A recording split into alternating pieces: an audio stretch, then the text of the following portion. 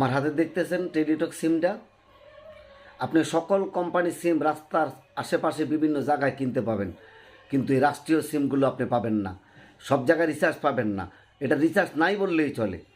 এরপরে মনে করেন এই সিমটা মেয়াদ থাকার পরেও বন্ধ হয়ে গেছে। আনলিমিটেড মেয়াদ দিতে হবে, আনলিমিটেড। এই আনলিমিটেড মেয়াদ দিতে হবে সিম কোম্পানিদের, এই টেলিটেক সহ আনলিমিটেড মেয়াদ দিতে হবে। আর একটা সিম উঠাতে গেলে প্রায় 380 টাকা নিল আমার কাছ থেকে সিমটা উঠাতে যায়। মেয়াদ থাকার পরেও সিমটা এরা বন্ধ করে দিয়েছে, ইনসাইড দেখাইছে। আমি সিমটা উঠে দেখেছি 380 টাকা নিছে। লাভ কি? আপনি রাষ্ট্রীয় সিম ব্যবহার করে লাভ কি? আপনি রাষ্ট্রের জনগণের উপরে আরও জুলুম বাড়াইয়া দিচ্ছেন। 380 টাকা লাগছে সিমটা উঠাতে। আনলিমিটেড মেয়াদ দিতে হবে, আর এই সিমের রিচার্জ দিতে হবে।